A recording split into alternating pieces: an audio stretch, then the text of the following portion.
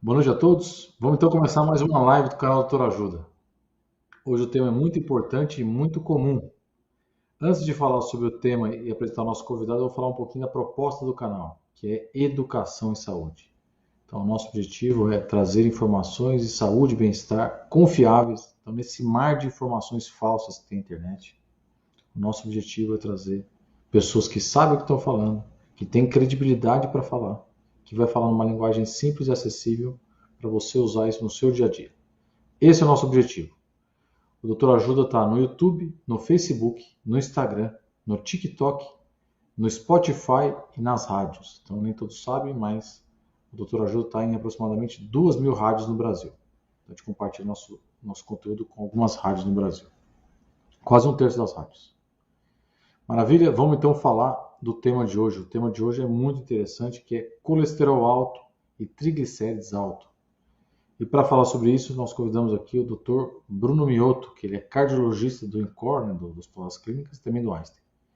Deixa eu ver. Tudo bom, Bruno? Maravilha? Oi, Fábio, tudo bem? É sempre um prazer estar com vocês, Fábio. É sempre um prazer poder participar do canal Doutor Ajuda, que eu admiro muito desde sempre, né? Eu sou um fã do canal de vocês e para mim é sempre um motivo de felicidade estar com vocês. A felicidade é nossa, hein, cara? É muito boa, hein? É um prazer trabalhar com pessoas que estão na mesma ideia, mesmo ideal. Bom, vou falar para as pessoas aqui que estão assistindo a gente, ó. Envie suas perguntas, tá bom? Eu tenho minhas perguntas iniciais, depois eu vou fazer as perguntas das pessoas aqui, tudo bem? Preparado para as perguntas aí? Vamos que vamos? Com certeza, vamos que vamos, né, Fabião? Então vamos lá. Então a pergunta número um é o seguinte: o que é o colesterol e qual que é o seu papel no corpo? Para que serve? Fábio, muita gente não sabe, mas o colesterol ele é essencial para o nosso organismo, né? O colesterol, as gorduras de uma forma geral, os lípides, né? Eles são essenciais porque eles fazem parte das nossas células. Nossas células elas são constituídas, em uma parte delas, pelo colesterol, a membrana das nossas células. Além disso, a gente tem que lembrar que o colesterol e os triglicérides eles entram na formação dos nossos sais biliares, produzidos na bile, né? Eles também são constituintes muito importantes de vários hormônios que a gente produz no nosso corpo. E além disso, a gente tem que lembrar que as gorduras elas são essenciais como reserva de energia, né? Então, é sempre muito importante a gente considerar isso. Não é que a gente não deveria ter colesterol. O colesterol ele é essencial para muitos processos que acontecem. E a gente consegue dosar esse colesterol e essas gorduras no nosso sangue. Daí que vem, né, o exame laboratorial que muitas vezes a gente usa para dosar esse colesterol e para quantificar esse colesterol. O grande problema é o excesso de colesterol, né? Esse excesso de colesterol ele pode sim trazer prejuízo. Isso pode ser medido de várias formas diferentes. Acho que a gente vai ter a oportunidade de discutir um pouquinho sobre isso. Mas a gente tem que lembrar que essas gorduras elas são essenciais para o nosso organismo. Vamos lá então. Então, quais os tipos de colesterol e qual a função de cada um deles no corpo? A gente tem que lembrar, Fábio, que as gorduras de uma forma geral elas não se misturam com água, né? As gorduras de uma forma geral, por exemplo, quando a gente mistura azeite na água, a gente vê que o azeite boia. Outras gorduras também não se dissolvem com a água. O que o nosso organismo faz? O nosso organismo, Fábio, ele liga esse colesterol, essas gorduras, a uma proteína, uma lipoproteína. E assim a gente consegue dissolver essas gorduras. E esse colesterol ligado a essas proteínas, essas lipoproteínas, eles acabam sendo de 4 tipos principais, tá? Então, o primeiro tipo principal é o que a gente chama de HDL colesterol. O HDL colesterol, ou é uma lipoproteína, quando conjugada com colesterol de alta densidade, né? Ela é uma lipoproteína de densidade maior, ela é o que a gente chama de colesterol bom, o HDL. Ele é bom porque ele consegue ir lá na nossa artéria e remover o colesterol da nossa artéria. E isso é um efeito muito positivo, né? Se eu consigo remover o colesterol da nossa artéria que está se acumulando. Já o LDL colesterol, que é de baixa densidade, né, o colesterol de baixa densidade, é o que popularmente a gente chama de colesterol ruim, porque é exatamente esse colesterol que é produzido pelo fígado muitas vezes, que vai lá e se deposita nas nossas artérias e leva ao que eu chamo de aterosclerose, né? A aterosclerose, Ortega, ela está por trás da grande maioria das doenças cardiovasculares, seja infarto, seja AVC. A deposição de colesterol e a formação de placa de colesterol é que muitas vezes acaba levando à obstrução dos nossos vasos. Além disso, a gente pode dizer que temos o VLDL, ou colesterol de muito baixa densidade. E esse colesterol ele está diretamente relacionado com os triglicérides. É como o nosso fígado libera triglicérides na nossa corrente sanguínea. O outro tipo que a gente dosa também no exame de sangue, quando a gente dosa o perfil lipídico, né, é o próprio triglicéride, que quando ele é liberado do nosso intestino é na forma de quilomicron. Então eu diria que, em termos de colesterol, a gente tem esses 3 subtipos principais, né, o HDL, LDL e o VLDL, e além disso a gente tem os triglicérides, que quando são liberados pelo intestino são na forma de quilomicron. Então eu diria que os mais importantes, com maior relevância clínica para a gente, Ortega, são o HDL, que a gente chama de colesterol bom, LDL, que é o colesterol ruim, e o triglicéride, que a gente também dosa e que em níveis aumentados também a gente vai ter que se preocupar com alguns problemas. Deixa eu pedir para o Denis aqui. Denis, você consegue mostrar a imagenzinha que a gente tem aqui, a primeira imagem? Vamos ver se ele consegue mostrar a imagem para a gente. Se ele não conseguir, a gente toca, depois a gente fala disso. Aí, ó. Aí, olha que interessante, é exatamente isso, né? High density lipoprotein, que é lipoproteína de alta densidade, né? E ela é aquela proteína que eu disse para vocês que consegue remover o colesterol dos nossos vasos, enquanto que o LDL é o oposto, é uma lipoproteína de baixa densidade, né? Low density lipoprotein, e ela tem relação aí com a deposição de gordura em nossas artérias, né? Lembrando que ambas as lipoproteínas, são produzidas pelo nosso fígado, então é importante da gente considerar isso e, obviamente, nós como cardiologistas, a gente tem o sonho de que uma pessoa tenha colesterol bom alto, ou seja, HDL alto e um LDL baixo. Esse é nosso sonho. Se a gente conseguisse isso, obviamente, a gente evitaria boa parte das doenças cardiovasculares, né? Maravilha. Vamos falar aqui então o seguinte, qual que é a importância desse assunto do ponto de vista de saúde pública? Antes de você responder, eu vou mostrar uma enquetezinha aqui, pedir para o Denis colocar a nossa enquete aqui, que eu fiz a enquete aqui, vamos lá. Então a gente falou para as pessoas, faz 4 dias, a gente colocou na comunidade do canal Doutor Ajuda, para perguntar se as pessoas tinham colesterol alto ou triglicérides alto. Então, vou começar de baixo para cima. Não, eu não tenho nem colesterol alto e nem triglicérides alto. 49%. O que significa que 51%, mais da metade, tem ou colesterol alto ou triglicérides alto. Então, vamos lá. 29%, sim, eu tenho colesterol e triglicérides altos. 1/3 quase. 15% isso é muito interessante. Que é só o colesterol e 7% só o triglicérides. Então, 51% tem alguma alteração. Fala lá. Olha que legal, olha que legal, Ortega. Esse número é muito próximo do que a gente encontra na literatura, tá? Quando a gente... Esses distúrbios do colesterol, nós médicos costumamos chamar de dislipidemia, né?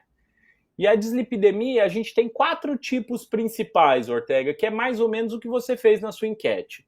A gente tem o colesterol LDL alto isoladamente. A gente chama isso de dislipidemia isolada. A gente tem o paciente que tem o LDL alto e o triglicéride alto. A gente chama isso de dislipidemia mista. A gente tem o paciente que só tem o triglicéride alto muitas vezes. A gente chama isso de hipertrigliceridemia. E a gente tem o paciente que tem o HDL baixo. A gente chama isso de HDL baixo. Se a gente pegar na literatura, Fábio Ortega, esses 4 perfis, tá? Alteração ou do triglicéride para mais, ou do LDL para mais, ou do HDL para menos, os estudos situam ao redor de 60% a prevalência de alterações do colesterol na população brasileira. Ou seja, é muito próximo do número que a gente viu na enquete, 51%, sim, né? Então a gente está falando de um número de 60% das pessoas tendo algum das subfrações, pelo menos uma das subfrações alterada, né? Isso é muito importante, Fábio, porque o colesterol, os distúrbios do colesterol, os distúrbios dos triglicéridos estão por trás de boa parte dos eventos cardiovasculares que a gente encontra. Então, eles são muito importantes como fator precursor da aterosclerose. A aterosclerose, aquele acúmulo de colesterol, de gordura nos nossos vasos e que leva ao entupimento. E essa aterosclerose está por trás do AVC, está por trás do infarto, está por trás da angina do peito, está por trás da insuficiência vascular, né? É um caso importante, por exemplo, de amputação, quando a gente tem o acúmulo e o entupimento de vasos da perna, por exemplo. Então, é muito importante da gente quantificar isso. Eu não tenho dúvida que os distúrbios do colesterol alto, talvez seja uma das principais causas de morte na população. Porque a gente não tem dúvida, a doença cardiovascular é a principal causa de morte no mundo todo. E os distúrbios do colesterol estão por trás de boa parte dos casos de doença do coração e de doença aterosclerótica. Então, é muito importante a gente tratar, e não só tratar, prevenir as consequências desse colesterol elevado. Eu vou pedir para o Denis colocar a imagem, que tem outra imagem do coração. Denis, põe a imagem só para mostrar, para destacar o que é a aterosclerose que ele está falando lá. Olha só, essa imagem é muito ilustrativa, Ortega, porque a gente vê aqui, né? E eu digo sempre que isso que acontece nos vasos é um fenômeno universal, Ortega. Por que eu posso dizer que a aterosclerose é um fenômeno universal? Primeiro, ela não poupa as veias e as artérias do nosso corpo. Ou seja, eu posso ter... Quem tem aterosclerose geralmente tem nos vasos do corpo todo. Tem no cérebro, tem no coração, tem na aorta, tem nas pernas. Segundo, ela não poupa sexo, Ortega. Ela acontece tanto no homem quanto na mulher. E a gente também diz que a aterosclerose, esse acúmulo de colesterol, é universal porque ela acontece no mundo todo, né? A gente está vivendo uma pandemia, a gente estava conversando um pouquinho sobre isso em outro momento, de obesidade, de sedentarismo, de má alimentação. Então o mundo todo sofre com a deposição de colesterol e com os efeitos que o colesterol alto traz para a nossa saúde. E daí vem uma pergunta que eu acho que grande parte das pessoas que estão assistindo a gente aqui estão querendo fazer, que é, ok, a pessoa tem colesterol alto, o que ela vai sentir? Quais são os sintomas de colesterol alto? Olha, isso é uma pergunta extremamente boa e é algo que a gente tem que discutir muito bem. Porque assim, um colesterol muito alto, Ortega, muito elevado, ele pode trazer algumas alterações de pele. Por exemplo, o que a gente chama de xantelasma. Xantelasma são pequenas marcas de gordura que a gente encontra na pele. Ela é muito comum ao redor dos olhos, né? Além disso, eu também posso ter alguns nódulos duros que acontecem principalmente na região das articulações e nos tendões. Mas isso só vai ocorrer quando o nível de colesterol é extremamente elevado. Só nessas situações que eu vou ter a deposição de colesterol e de gordura na pele, formando o que eu chamo de xantelasma, e nos tendões, formando o que eu chamo de xantomas. Isso é muito importante, porque a grande maioria das pessoas com colesterol alto, Ortega, não vai sentir absolutamente nada. O colesterol alto ele é uma doença, é um problema assintomático para a maioria dos pacientes. Então, se a gente não tem o hábito de correr atrás disso, muitas vezes o primeiro sintoma de que esse paciente tem colesterol alto é um evento cardíaco, por exemplo.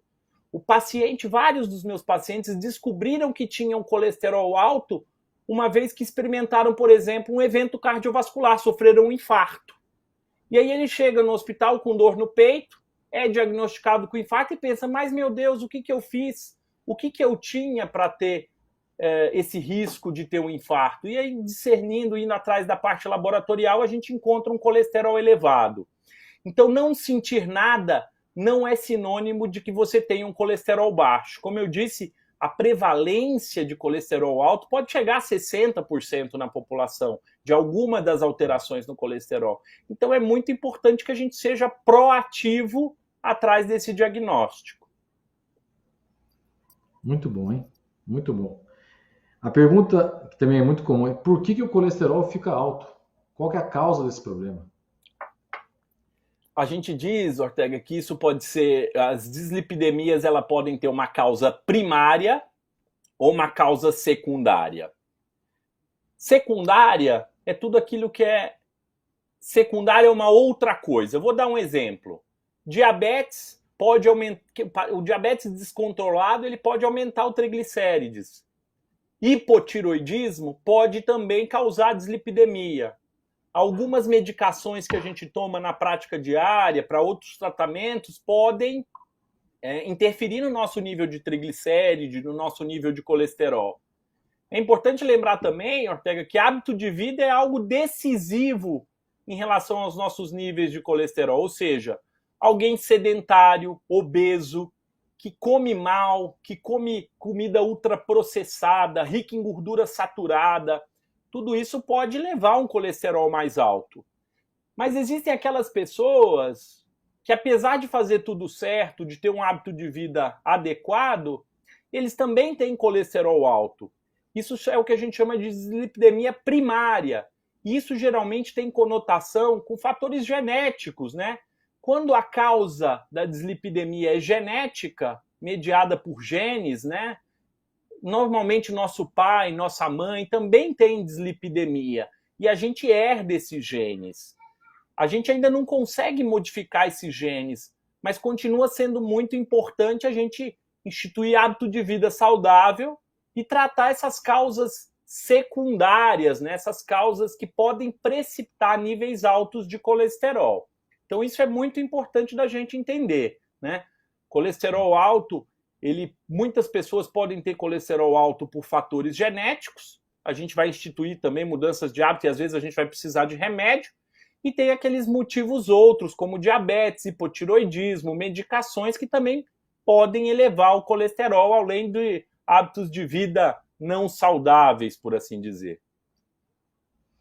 Aí vem a mensagem, hein? Então a gente está falando, já falamos aqui o que é o colesterol, só para dar uma situada nas pessoas aqui. Ó. Falamos qual que é o papel do colesterol no corpo, falamos os tipos de colesterol, falamos a importância do colesterol, da prevalência, que é muito comum. Então, ter colesterol alto é um problema muito comum, chega até 60%.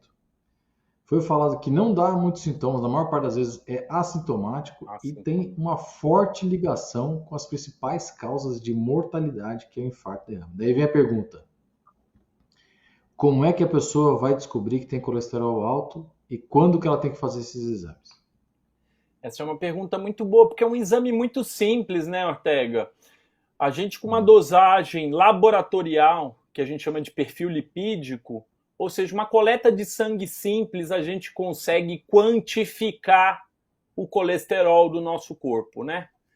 Então, quem deve fazer essa dosagem laboratorial? Todo mundo a partir de 20 anos, Ortega. Eu digo que a partir de 20 anos, todo mundo tem que fazer dosagens periódicas desse perfil lipídico para conhecer o nível do HDL, do LDL, do colesterol total e dos triglicérides de uma forma geral. Isso é extremamente importante porque se a gente consegue atuar nisso precocemente, eu não tenho dúvida que a gente reduz morte e salva vidas, tá? Então, a partir dos 20 anos, eu digo que todo mundo deveria conhecer o seu perfil lipídico. E aí a gente sabe que um LDL acima de 160, a gente pode chamar a pessoa de dislipidêmica. Um HDL menor do que 40 para homem e menor do que 50 para mulher já é algo que a gente é indicativo de que esse colesterol não está dentro do ideal. E um triglicéride acima de 150 a gente já considera como um triglicéride alto. Então essa dosagem é muito simples e ela já acende um alerta para o seu médico, para o seu cardiologista, para o seu clínico, para o seu ginecologista, quem é que acompanha você, de que talvez seja necessário intervenções, muitas vezes intervenções não farmacológicas. Eu sempre digo que mudar hábito de vida é algo decisivo na promoção de saúde, mas essas mudanças podem trazer um impacto muito positivo na sua vida futura, né? E isso é muito importante da gente pensar, porque eu acho que o grande foco da medicina hoje, Ortega, é a prevenção. Eu não tenho que esperar um problema se estabelecer para focar no tratamento. Eu tenho que agir de forma preventiva. A gente vai falar disso mais para frente aqui, que esse é o tema crucial, hein? Prevenção, orientação, as pessoas têm que ser educadas para isso, eu acho que é um ponto. Vamos falar um pouquinho dos triglicérides, depois a gente fala dos tratamentos. Tem bastante pergunta aqui já, que daí a gente vai abordar o tratamento com Legal. as pessoas perguntando aqui. O que são os triglicérides e o que causa o seu aumento? Eu digo que o triglicéride, Ortega, é uma das gorduras mais importantes do nosso corpo. Não tenha dúvida disso, porque o triglicéride ele é nossa reserva de energia, né? Ou seja, vou te dar um exemplo. O coração nosso, como ele funciona? Como ele faz a contração? O metabolismo do coração é basicamente através da metabolização da queima de ácido graxo, né?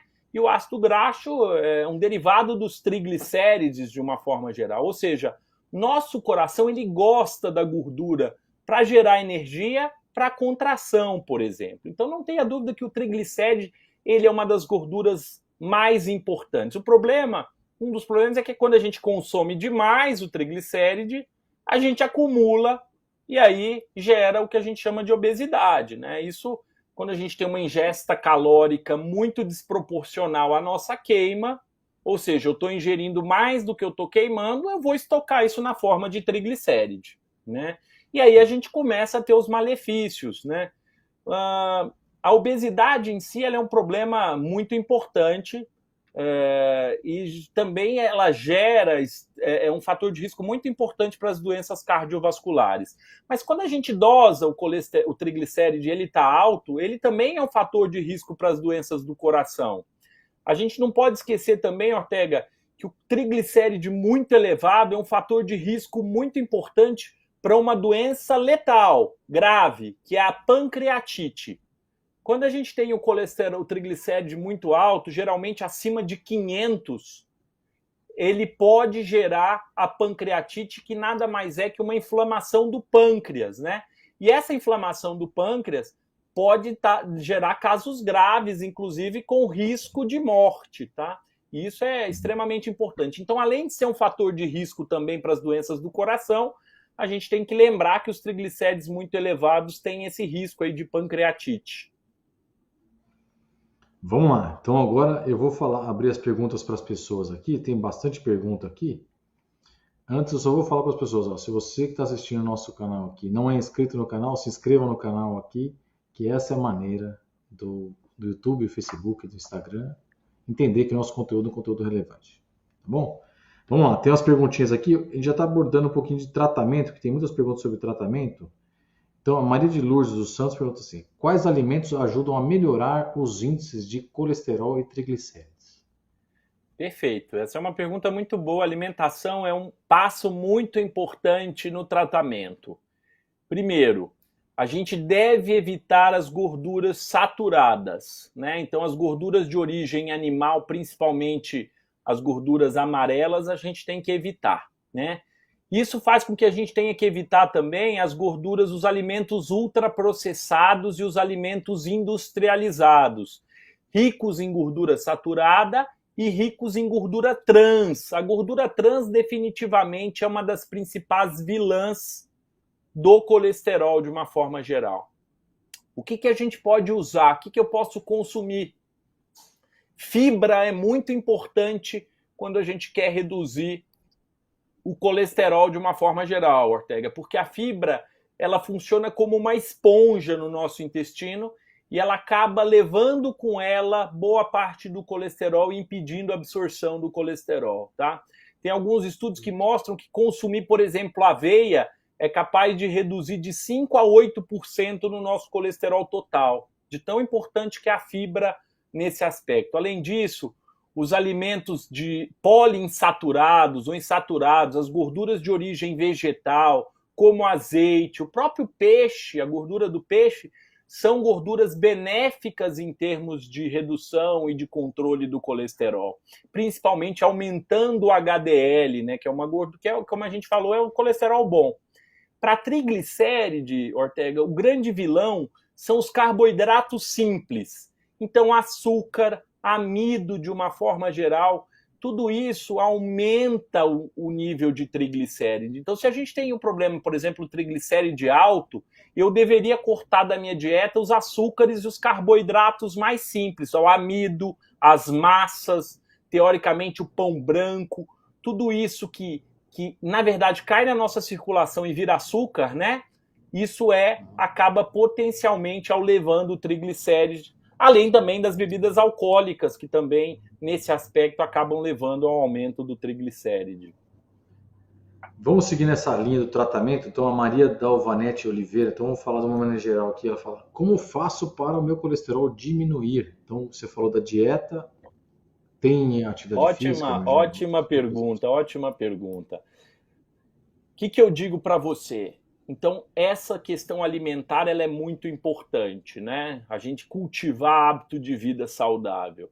Eu sempre falo para os meus pacientes o seguinte, Ortega, no dia a dia a gente tem que comer bem, a gente tem que ter uma dieta rica em fibra, a gente tem que comer legume, verdura, tem que diminuir a gordura de origem saturada, a gente tem que se preocupar em comer alimentos mais frescos, né? Obviamente, no final de semana, eu vou sair com a minha família, eu vou comer uma pizza, mas no dia a dia eu preciso comer bem, eu preciso me preocupar com a minha alimentação. Fora isso, Ortega, é muito importante a gente considerar atividade física diária. Normalmente, a atividade física diária traz um benefício muito grande, principalmente aumentando o HDL, que é o colesterol protetor, e diminuindo o triglicéride. A gente vai prevenir a obesidade, né? Tabagismo é algo que abaixa nosso HDL colesterol, então eu tenho que evitar o tabaco, né? E a gente tem que saber, Ortega, que para alguns casos, né, aquilo que eu disse, é fundamental evitar os alimentos ultraprocessados, os alimentos industrializados, os alimentos ultrapalatáveis, né? Esses alimentos são grandes vilões em relação a colesterol alto, pressão alta. A gente tem que saber evitar isso de uma forma geral. Mas em alguns casos a gente vai ter que usar remédio, não tem jeito. Em alguns casos a gente vai ter que usar medicação para baixar o colesterol. E uma coisa que eu acho muito legal, Ortega, é que assim, obviamente, se for um cara jovem, com risco baixo de ter um infarto, eu posso ser mais tolerante. E aí muitas vezes eu não preciso usar remédio em alguém que é um cara saudável, jovem, e eu vou instituir principalmente medidas de estilo de vida. Agora, o outro oposto, alguém que já infartou, alguém que já tem doença aterosclerótica, que já teve entupimento de algum dos vasos, obviamente, para esse paciente eu vou ser muito mais agressivo no tratamento, eu vou tolerar níveis de colesterol muito mais baixos no tratamento desse paciente. Então, essa é a grande graça, né, do tratamento do colesterol. As metas vão ser individualizadas de acordo com o seu risco. O seu médico é capaz de estimar o seu risco de ter um infarto nos próximos 10 anos. Olha, seu risco de ter um infarto nos próximos 10 anos é alto, por causa de que você tem colesterol alto, porque você é diabético, porque você é obeso. E a partir disso, o seu médico vai traçar sua meta de redução de colesterol. Ou seja, é muito racional isso. Eu vou ser mais agressivo em quem tem um risco maior e vou tolerar um colesterol um pouco mais alto em quem tem um risco menor, né? Então é fundamental a participação do médico nesse processo, né?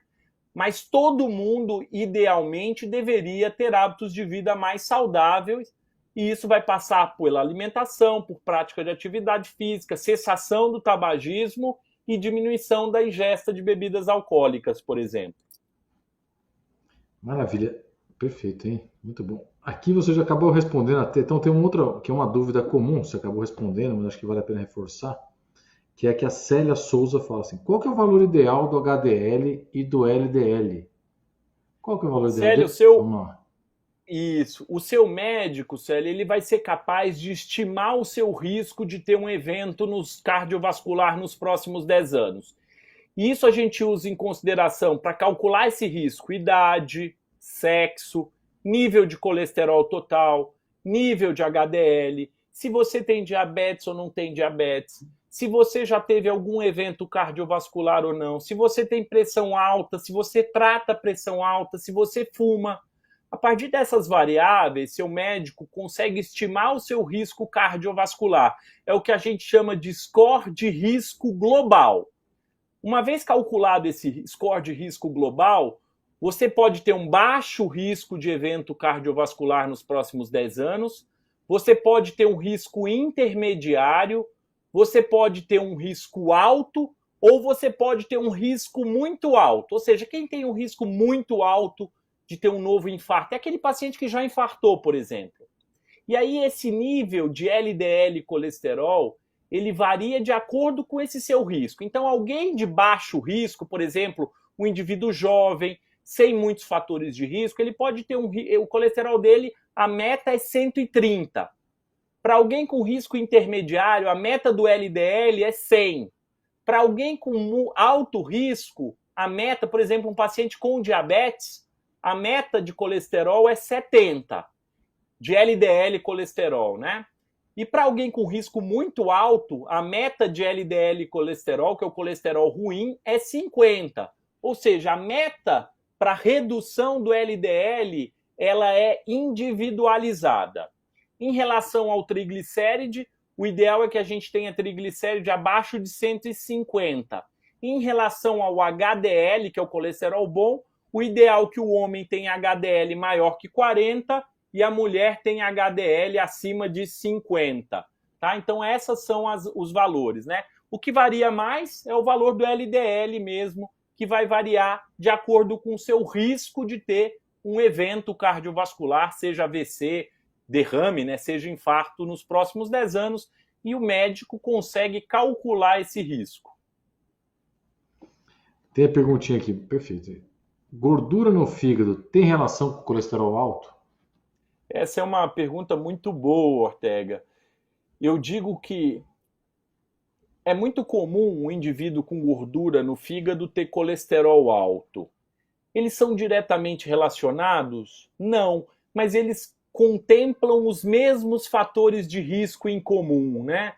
Quais são as principais causas de gordura no fígado? Primeiro, ingestão de bebida alcoólica em excesso, que é o que a gente chama de esteatose hepática alcoólica. Essa é uma importante causa. Depois, obesidade e diabetes. Essas são causas muito importantes também de alteração e de deposição de gordura no fígado, tá?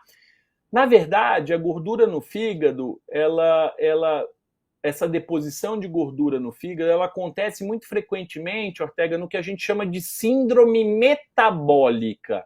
E a síndrome metabólica, ela tem correlação com uma maior resistência do nosso corpo à insulina. Ou seja, a gente produz insulina, só que essa insulina ela funciona menos nesses pacientes que têm síndrome metabólica. E aí esses pacientes com resistência à insulina, que a gente mesmo produz, endógena, né? Um dos sintomas é o acúmulo de gordura no fígado. Lembra que o fígado ele é muito importante na produção, por exemplo, desses colesteróis que a gente tem. Então, e aí essa deposição de gordura no fígado, que acontece nesse processo, o fígado ele acaba armazenando essa gordura e não consegue eliminar essa gordura quando a gente tem resistência à insulina, nesses casos de síndrome metabólica. Então, eu não digo que o colesterol alto diretamente causa a deposição de gordura no fígado. O que acontece é que essas doenças, esses problemas, eles têm em comum os mesmos fatores de risco. Então, a obesidade, que causa gordura no fígado, também causa alterações nos níveis sanguíneos de colesterol. Então, é muito comum a gente relacionar, não, meu colesterol está alto, por isso que depositou gordura no meu fígado. Na verdade, as causas que estão por trás dos mesmos processos são as mesmas. Então, são problemas relacionados de uma forma geral. Muito bom. Tem muitas perguntas aqui com mais ou menos o mesmo sentido, que é, olha, eu estou tentando fazer dieta, mas é muito complicado fazer dieta. Estou tentando fazer, a nutricionista me passou uma dieta, mas eu não consigo seguir. Eu estou tentando tomar um remédio, mas eu tenho algum problema para ter um tratamento. Enfim, a pergunta é a seguinte: a pessoa foi lá, então a gente já sabe já que o colesterol alto é muito comum, não dá sintoma, potencialmente muito danoso. Sabemos já, como já falamos aqui, como é que é feito o diagnóstico, estamos falando do tratamento. Existe um grupo grande de pessoas que não consegue seguir o tratamento? Onde está a falha desse processo? É muito comum, Ortega, eu sempre digo que mudança de hábito de vida é uma das coisas mais difíceis de serem feitas. Às vezes é muito mais fácil eu acordar de manhã, tomar um comprimidinho que vai baixar o meu colesterol e esquecer das mudanças de hábito de vida. Né? O primeiro passo, a primeira coisa que a gente tem que saber é que as mudanças de hábito de vida elas têm um impacto muito maior do que qualquer comprimido que eu tome. Né? As mudanças de estilo de vida elas trazem benefício em relação a inúmeras patologias, inúmeras doenças, previne obesidade. Então, apesar de difícil, eu sempre digo para os meus pacientes, eu não proíbo de comer nada, desde que no dia a dia tenha hábito de vida saudável. E hábito de vida saudável vai envolver alimentação e vai envolver atividade física, né? Então, às vezes eu não estou conseguindo seguir a dieta à risca, mas eu posso aumentar meu gasto energético promovendo mais atividade física na minha prática diária. Às vezes não é nem questão de sair para fazer uma corrida, mas é questão de andar mais, é questão de no seu dia a dia evitar, por exemplo, pegar o carro, fazer mais caminhadas, se deslocar mais, né? E nos casos que a gente consegue, um dos grandes problemas em relação às medicações para tratar o colesterol é que, como o colesterol é assintomático, as pessoas não percebem o benefício das medicações em relação a sintoma, né? É muito fácil você tratar pressão alta ou tratar, por exemplo, dor no peito, que eu dou um remédio e baixa a pressão e o paciente percebe quando mede a pressão que a pressão está controlada, ou quando eu tenho uma dor no peito, que eu dou um remédio, melhora a dor no peito, o paciente já sabe, opa, eu não posso ficar sem esse remédio. Mas para o colesterol é diferente, né, Ortega? O colesterol não dá sintoma, então o paciente toma um remédio, ele não sente nada. E se sente alguma coisa, apesar de raro, é um efeito colateral do remédio, né? A gente sabe que apesar de raro, as medicações, por exemplo, as estatinas, que são a base do tratamento medicamentoso, podem dar um pouquinho de dor muscular. Então, além de não sentir nada positivo, o remédio ainda me dá dor muscular, eu não vou tomar mais esse remédio. Então, a aderência é algo crucial em relação ao tratamento do colesterol. Não só a aderência às medidas comportamentais, alimentação saudável, atividade física, parar de fumar, diminuir a ingesta de bebida alcoólica, mas também para aqueles casos que precisam, o tratamento medicamentoso. A aderência é fundamental. E eu acho que a aderência, Ortega, começa com o que vocês fazem no Doutor Ajuda, que é educação. Se a gente consegue educar o nosso paciente, informar qual é o objetivo do tratamento, o que você espera com o tratamento, a gente melhora a aderência, né? O que eu não posso é fazer uma prescrição, dar o remédio para o meu paciente e não explicar quais são os objetivos do meu tratamento e o que eu espero com o meu tratamento. Então eu acho que o canal Doutor Ajuda, ele faz isso, né? Ele traz informação de qualidade até para o nosso paciente educado em relação ao seu problema ser muito mais aderente aos tratamentos de uma forma geral. A gente tem que entender e perguntar para o nosso médico qual é o objetivo desse tratamento. O que eu espero em relação a esse tratamento, doutor? Qual é o grande objetivo do tratamento para a minha saúde? Sensacional, hein? Eu concordo plenamente com você. A gente tem aqui, o nosso mantra aqui é que o motorista da saúde é o paciente. Então, para isso, a gente tem que ensinar, o médico, né, tem que ensinar ele a dirigir. Nós somos o Waze, damos as rotas, mas a gente tem que ensinar ele a dirigir também. Eu acho que a educação em saúde é fundamental para a aderência. Eu sempre tive essa posição, né?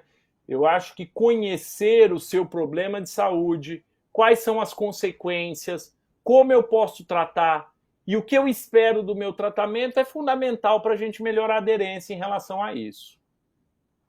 Eu vou falar agora um outro item que eu acho que deve atrapalhar também o tratamento, hein? Que eu quero saber a sua opinião.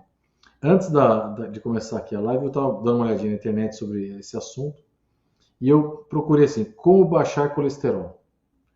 E do que apareceu para mim, apareceram 10 sites lá na busca, 8 tinham fake news. 8 fake news. Total. 8 fake news. Então, chás que baixam o colesterol, água com limão e assim por diante. Então, a pergunta é a seguinte: tem muita fake news para o colesterol? E como é que é isso no dia a dia? Quais são as principais fake news? Então, o que você quiser falar? Não existe milagre, viu, Ortega? Não existe chá milagroso nem água com limão que reduza colesterol, né? Suco de berinjela. Eu sempre digo. Berinjela com laranja.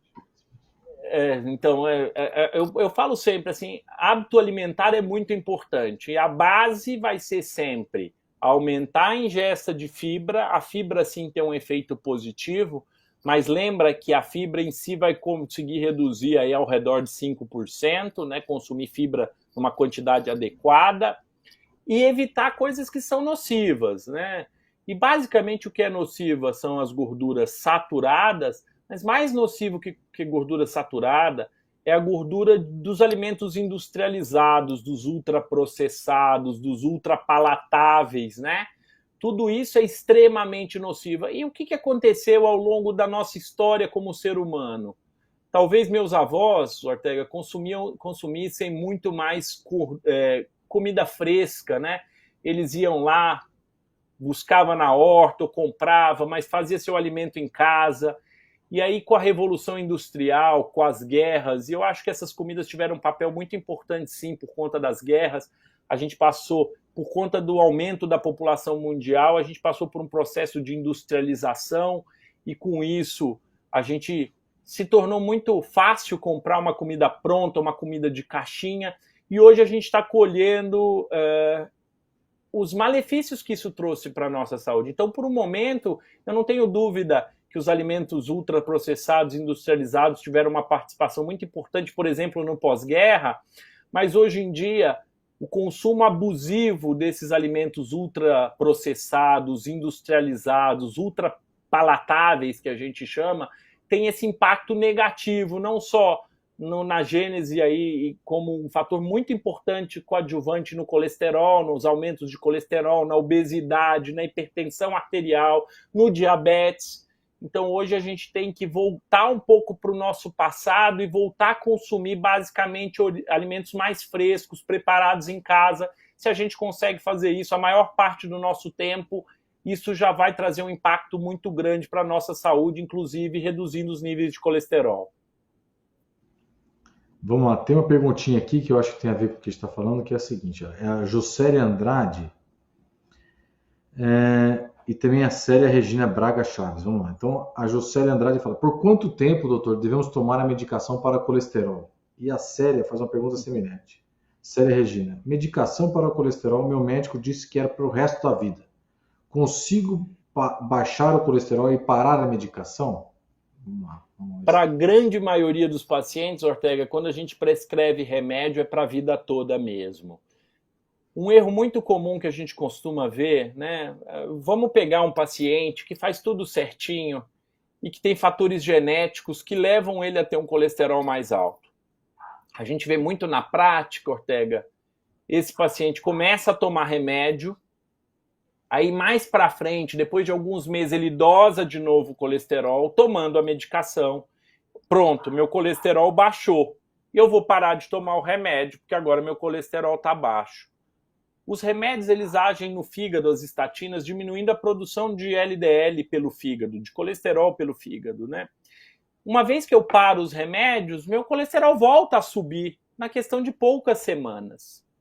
Então, a grande maioria das pessoas onde eu prescrevo o remédio, esse tratamento é para a vida toda. Para alguns, Ortega, a gente até consegue tirar a medicação, mas eu tenho que partir do pressuposto que essa pessoa mudou o hábito de vida de uma forma muito dramática.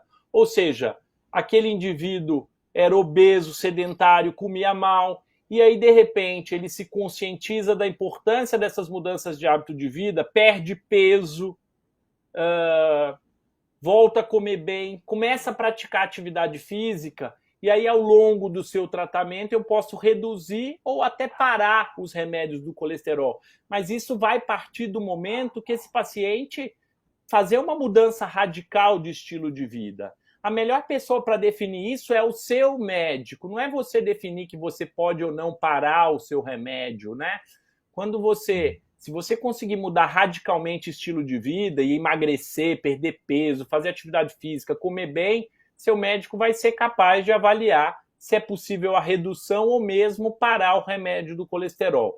Mas para a grande maioria das pessoas, uma vez introduzido o remédio, esse tratamento é para a vida toda. Daí eu vou entrar com um outro problema aqui, ó. Uma outra pergunta que eu acho que tem relação com isso. Sandra Santos. O remédio de colesterol chama simvastatina, mas não tomo porque com o tempo traz um monte de problemas. Tenho medo. E aí, Bruno?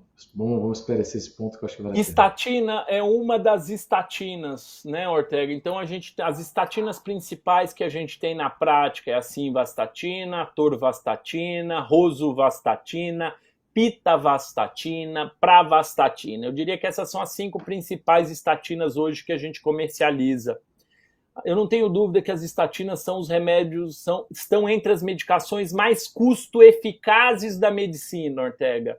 A incidência de efeitos colaterais com as estatinas é extremamente baixo, né? E aí, como eu disse, uma vez que a gente estima o seu risco de ter um infarto, de ter um AVC, o médico é a pessoa mais capaz de definir se esse tratamento vai trazer benefício para você ou não. Uma vez que o médico determine que esse tratamento ele é efetivo, não tenha dúvida. É óbvio que a gente espera alguns efeitos colaterais com as estatinas, por exemplo, dor muscular, e alguns outros efeitos colaterais que são extremamente raros. Mas o que eu reduzo de morte cardiovascular, de infarto, de AVC, vale muito a pena em relação ao tratamento com estatina de uma forma geral. Então, se o seu médico traçou o seu risco e percebeu que você tem um risco suficiente e que é necessário reduzir o seu colesterol com estatina, não tenha dúvida que essa é uma das medicações mais custo-eficazes que existe na medicina de uma forma geral. Ou seja, ela traz muito pouco efeito colateral e, quando usada corretamente, ela pode reduzir muito o seu risco de ter um infarto ou um AVC. Então, eu digo com convicção, estatina é extremamente custo-eficaz e é uma das medicações mais custo-eficazes da história da medicina. Sandra, então acho que esclareceu para a Sandra aqui. Vamos lá, hein? Sandra Santos, acho que ficou boa a resposta para ela. Tem uma outra perguntinha aqui com relação às crianças. Então, uma criança pode ter colesterol alto e triglicérides alto? E nesse caso, como controlar? Infelizmente, grande parte das medicações que a gente usa para adulto, a gente não pode utilizar nas crianças, tá? E na maioria das vezes, a não ser quando o colesterol dessas crianças é muito elevado, frente a casos genéticos dramáticos, que é o que a gente chama de hipercolesterolemia familiar, né? Hipercolesterolemia familiar são causas genéticas de aumento do colesterol que levam a elevações brutais nos níveis de colesterol, HDL, ou redução muito expressiva do HDL, né? A elevação muito grande do LDL e redução do HDL. Tirando essas condições genéticas muito especiais, a maior parte do tratamento das alterações de colesterol em criança passa pelas mudanças de hábito de vida mesmo, de mudanças alimentares, né? Tentar detectar se existe alguma coisa na rotina alimentar daquela criança que impacta negativamente no colesterol, né? Tirando essas elevações muito brutais, Ortega, normalmente em crianças a gente não costuma utilizar medicações para tratar o colesterol alto, tá? Porque boa parte dessas medicações que a gente usa em adultos não foram testadas em crianças e a gente reserva a utilização de medicações nos casos mais dramáticos de colesterol alto. Tem uma perguntinha aqui da doutora Cristina Anton, que é... Cris! Obrigado. Maravilha, Cris.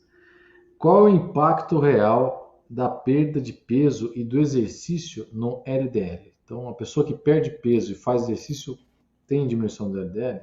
Nossa, é um impacto extremamente grande, viu? Dependendo, a gente pode chegar a ter uma redução aí de 20% com a perda de peso e a prática de atividade física, Cris. Eu já peguei vários pacientes no consultório, por exemplo, pós-cirurgia bariátrica, que tiveram mudanças extremamente expressivas nas taxas de LDL e colesterol, tá?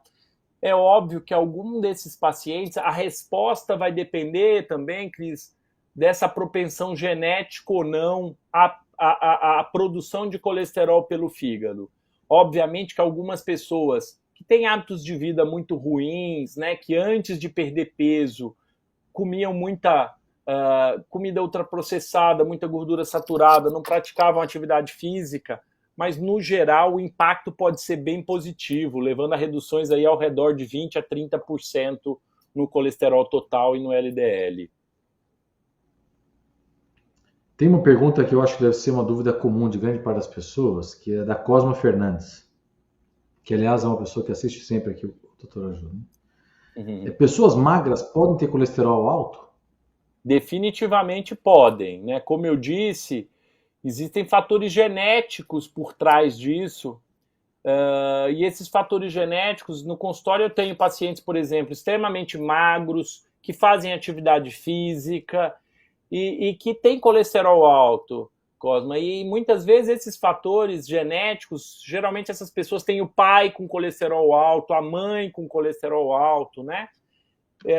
Então, é possível sim. Pessoas magras, que às vezes têm hábito de vida saudável e que têm fatores genéticos que levam o fígado a produzir mais colesterol. Isso é frequente também na nossa prática clínica e na nossa prática do dia a dia. Eu estou procurando aqui, não estou achando, mas então vamos falar isso aqui. Edu. O Edu fala: meu avô tem 102 anos e sempre comeu gordura animal e tem boa saúde. Está querendo dar um exemplo de que a pessoa comeu bastante gordura animal. Gordura de porco, tem uma outra pergunta que eu não estou achando. Gordura de porco faz mal e deve ser evitada? Obviamente. Tem algumas outras perguntas com relação. Margarete Lana fala: gordura de porco faz mal para o colesterol? Vamos lá. Se você for pegar, por exemplo, Margarete, o lombo do porco ele não é uma carne muito gordurosa. Diferente da carne bovina, a gordura da carne de porco ela está em volta das fibras musculares de uma forma geral. Então, muitas vezes é importante você tirar essa gordura aparente, obviamente, dessa gordura. Não é que você não vai poder comer nunca, né? Eu sempre digo que em alimentação não tem 8 nem 80. É óbvio que no dia a dia o mais importante é que você coma adequadamente. Se você comer gordura de porco em grande quantidade todo dia, obviamente que isso pode impactar no seu colesterol, essa gordura saturada proveniente do porco. Agora, em relação ao avô do nosso ouvinte, é aquilo que eu disse, provavelmente seu avô comia assim gordura, banha de porco para refogar os alimentos, mas ele comia muito mais alimento fresco do que a gente come hoje. Seu avô provavelmente durante a mocidade não comia alimento de origem industrializada. Ele, apesar de refogar os alimentos com gordura de porco, ele comia verdura, ele comia fibra, ele andava muito mais. Naquele tempo o carro era muito mais difícil, então ele se deslocava muito mais a pé. Ele tinha um hábito de vida muito mais saudável do que a gente tem hoje. Então, é óbvio que essa gordura que ele comia, essa gordura saturada, a banha do porco que ele usava para refogar os alimentos, é uma parte pequena de todo o resto que ele fazia. E é óbvio, existem as famílias mais longevas, isso também é geneticamente mediado, né? Então, que bom que você tem um vô de 102 anos, isso também aumenta a chance de você viver mais, né? Eu também tive minhas bisavós, eu tive uma bisavó que morreu com 107 anos, outra que morreu com 109. Isso é extremamente bom para mim também, porque eu carrego essa carga, uma parte dessa carga genética que é benéfica, mas não tenha dúvida, seu avô tinha hábitos muito mais saudáveis que a média da população tem hoje, mesmo em relação à alimentação, né? Onde comer comida industrializada não era o mais frequente, né? E que ele comia muita fibra, muito alimento fresco, muito alimento in natura, né? E isso vale muito em termos de saúde. Vamos lá. Então, a doutora Cristina Anton mandou de novo a pergunta. Qual a melhor atividade física para o colesterol? O exercício aeróbico ou o exercício de peso anaeróbico? Definitivamente o exercício aeróbico, Cris. Então, se o grande objetivo é redução do colesterol, o principal exercício que vai fazer isso é a atividade física aeróbica. É óbvio que a atividade física anaeróbica, resistiva, ela é muito importante também, principalmente em relação à conservação óssea, postura, equilíbrio, envelhecer com saúde. Eu acho que também é super importante a atividade física resistiva, mas quando a gente pensa em colesterol, é fundamental a gente acelerar nosso coração e praticar atividade física aeróbica. Perfeito. Tem mais um aqui. Só para mais um pouquinho com relação tem perguntas com relação a sardinha, se sardinha é bom ou ruim, se ovo é bom ou ruim, e tem doces, se o doce é mais vilão do que a carne de porco ou essa gordura animal. Então eu misturei algumas perguntas aqui. Legal, então vamos lá. Sardinha é extremamente benéfica, né? Rica em ômega, rica em gordura poliinsaturada, a gordura do peixe ela é benéfica em relação ao perfil lipídico de uma forma geral, tá? Em relação ao ovo, hoje a gente sabe que o consumo de ovo, da forma que a gente consome, mesmo todos os dias, não traz grande impacto para o colesterol de uma forma geral, tá? E eu acho que o ovo ela tem elementos extremamente importantes também para quem consome em relação à vitamina, em relação à proteína. Então não vejo grandes problemas e hoje em dia isso já se desmistificou um pouquinho. Ovo antes podia, agora não pode, agora pode, agora não pode. Eu diria que de uma forma geral o consumo de ovo é saudável, tá? Não tem grande impacto em relação ao colesterol de uma forma geral. E aí quando a gente pensa em gordura e doce, eu diria que depende. Depende de qual é o seu problema, né?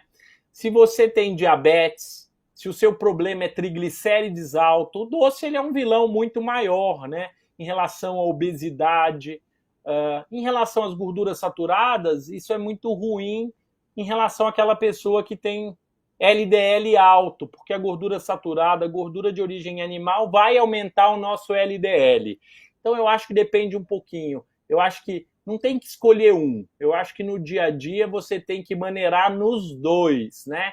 Sabendo que o impacto da gordura saturada vai ser maior em relação ao LDL, que é o colesterol ruim, e o açúcar, o doce, vai ter um impacto maior, não só no triglicérides, como também na glicemia, e pode ser um problema para o paciente obeso e diabético. Eu acho que, como eu digo sempre nesse aspecto, não é 8 nem 80, a gente tem que saber dosar, a gente tem que saber comer bem no dia a dia, até para a gente ter o espaço para, de vez em quando, sair com a família, comer uma pizza, comer o doce que a gente gosta, fazer um churrasco, comer uma feijoada. Eu acho que o mais importante de tudo é a gente dosar no dia a dia e saber que no dia a dia a gente tem que comer bem e ter hábito de vida saudável. Vou fazer mais uma perguntinha aqui com relação ao óleo, que eu acho que essa é uma dúvida comum também. Total. Maria Soares, qual o melhor óleo para o alimento? Eu tenho uma dúvida. A parte do momento que você faz uma fritura, se é óleo de oliva, se ele já está saturado também, enfim, qual o melhor óleo, se existe essa regra?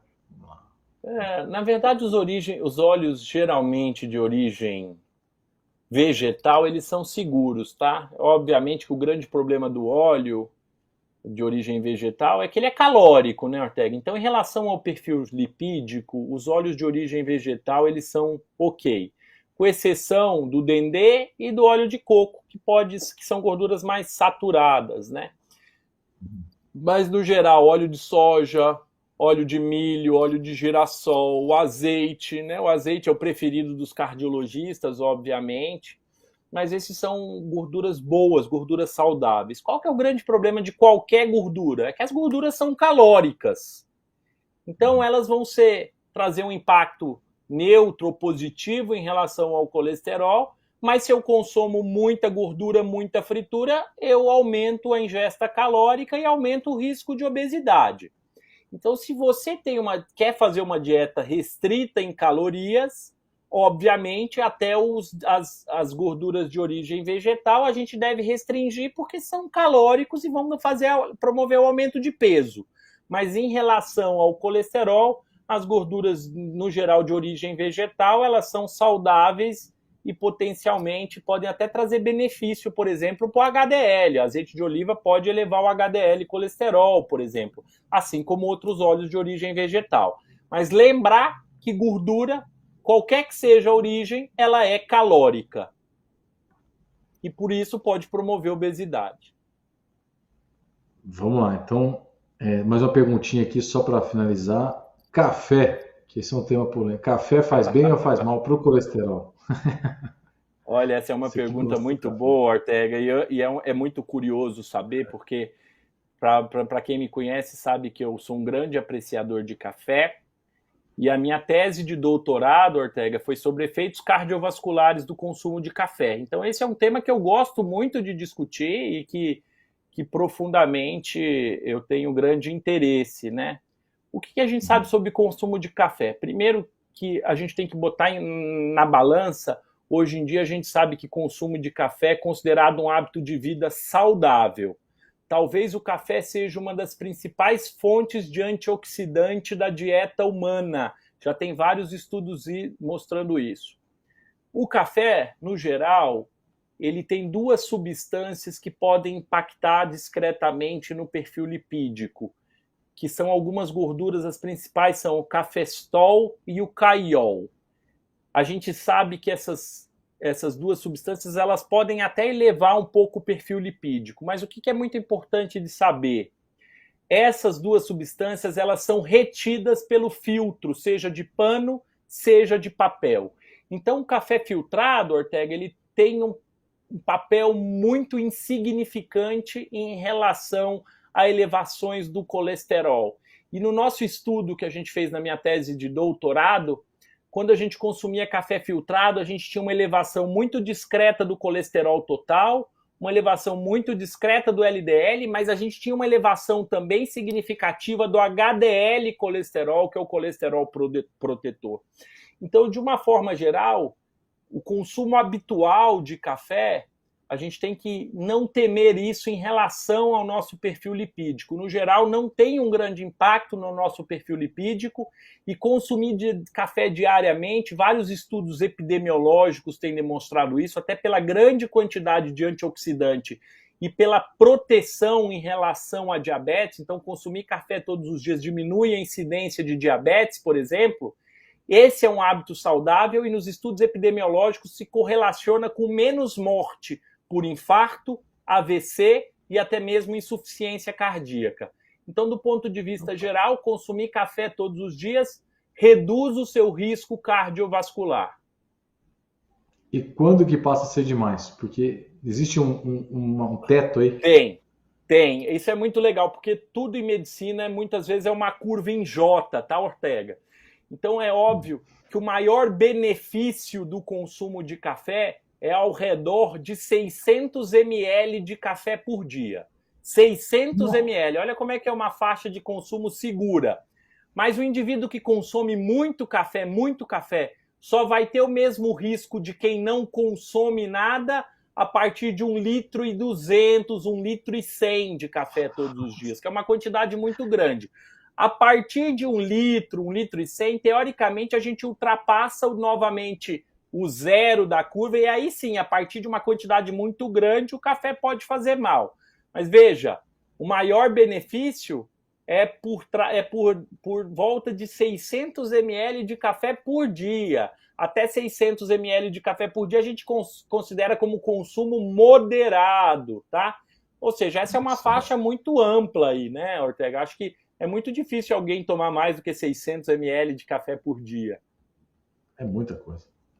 É A gente vai bastante. guardar esse tema café para fazer uma outra live só sobre café. Você vai guardar esse tema aí. Vamos deixar. Tem muito Esse é assunto muito sobre isso. legal. Tem muita coisa interessante sobre esse tema. Prevenção de doença crônica como Parkinson, demência, proteção cardiovascular, proteção contra diabetes. Tem várias coisas extremamente interessantes sobre esse tema, Ortega. Bom, mas vamos lá. Ó, a gente já estourou nosso tempo aqui. O que eu vou pedir para você é fazer as suas considerações finais. O que, que você acha que as pessoas daqui têm que guardar dessa live e levar para casa? Acho que esse é o ponto principal. Primeira coisa, Ortega, eu acho que é muito importante entender que o colesterol alto é um problema que muitas vezes não gera nenhum sintoma, na grande maioria dos casos. E que ele é um fator de risco dos mais importantes para os eventos cardiovasculares, para infarto, para derrame. Então, se prevenir, saber controlar os seus níveis de colesterol é fundamental quando a gente pensa em prevenção de doença cardiovascular. E essa prevenção vai envolver estilo de vida saudável, que vai envolver a alimentação, atividade física, redução do consumo de álcool, cessação do tabagismo. E em alguns casos, quando seu médico julgar adequado o uso de remédios.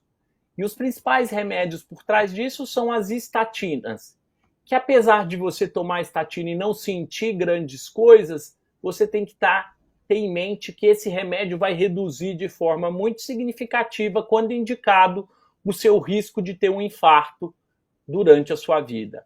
Então, é fundamental você tomar as rédeas do seu tratamento, mudando o estilo de vida e aderindo aos remédios quando necessário. Bruno, excelente, hein, cara? Muito bom. Queria agradecer aqui a sua presença mais uma vez. Já vou deixar o pré-convite aí para a gente fazer uma live sobre café, que é outro tema que você citou aqui. Vai ser muito legal, bom. vai ser legal.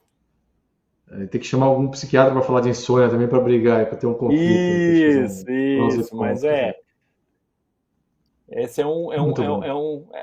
mas esse é um ponto interessante, porque não só para brigar, Ortega, porque vai ter muito psiquiatra que vai defender. Você vai ver que se você chamar a pessoa certa, é óbvio que insônia é um problema. A gente, como a meia-vida da cafeína é relativamente curta, a gente, para quem tem esse problema, a gente pede para tomar café no máximo até 4 horas da tarde, mas o psiquiatra vai te dizer que café é um coadjuvante muito importante no tratamento de depressão, das dependências a drogas. Então tem uma série de pontos extremamente interessantes que eu tenho certeza que mesmo se você trazer um psiquiatra ou alguém da medicina do sono que conhecer profundamente esse assunto, vai também dizer que consumir café pode ser um hábito que vai trazer benefícios, inclusive para cá, para a cabeça. Vamos fazer essa live, hein? Gostei. Vamos fazer. Bom, Bruno, obrigado mesmo, cara. Excelente. Espero que todo mundo tenha gostado aí. Obrigado mesmo pela participação. Espero que logo vai ter outra live aí que a gente vai conversar de novo. Pode esperar. Com certeza. Eu adorei estar aqui com vocês, com certeza. Eu sempre fico muito feliz em estar participando do canal, você sabe disso. E com certeza, espero vê-los mais vezes, ver você mais vezes aí, seja no estúdio, seja aqui nas lives, que é sempre muito gratificante estar com vocês. Maravilha, Bruno. Obrigado. E para você, para você que está assistindo, espero que você tenha gostado da nossa live. Se você não é inscrito no nosso canal, se inscreva no nosso canal. Nós temos lives toda segunda-feira. Tem live de segunda-feira, tem conteúdo de terça-feira. Nosso conteúdo de terça-feira é sobre urgências, dicas rápidas, né? Sobre diferentes assuntos relacionados à urgência. Quartas e quintas-feiras também tem assunto, tem conteúdo que é sintomas e doenças. E às sextas-feiras a gente coloca algumas pílulas dessa live, dessa ou de outras lives às sextas-feiras, tá? Essa live fica gravada, então você pode assistir a live depois, você pode ver a parte que você não acompanhou, enfim, passar para frente e para trás, você faça o que você achar melhor. A nossa intenção é deixar o conteúdo lá para você rever quantas vezes você quiser. Tá bom? Queria também agradecer o Denis, que é o responsável aqui, a figura que está comandando a nossa live aqui, que é da Greyhound, que é a produtora que faz a live. Queria também falar para vocês do aplicativo. Nós temos um aplicativo chamado Ajuda à Saúde, que tem uma série de informações em saúde e que a gente tenta conectar essa informação com a sua necessidade, de acordo com o questionário que a gente faz lá. Então, com relação, faz um questionário, preencheu, viu qual que são os seus problemas, a gente consegue direcionar uma série de informações de vídeos de acordo com o seu problema. Muito bom? Espero que vocês tenham gostado. Estou vendo aqui uma série de informações aqui que estão gostando. Então, Rita Jardim, muito obrigado. Juscelia Andrade, obrigado. Soares, José Maria, Eneida Lira, Eudes Gama, Maiara Marques, enfim, tem bastante gente que está agradecendo aqui. Silvana Valença. Rita Jardim está falando que vai aguardar a live sobre café. Pode esperar que vai ter mesmo. Enfim, espero que vocês tenham gostado. Semana que vem tem mais uma live às segundas-feiras. A gente vai divulgar o tema ao longo da semana. Tá bom? Abraço a todos, boa semana, tudo de bom e até lá. Tchau, tchau.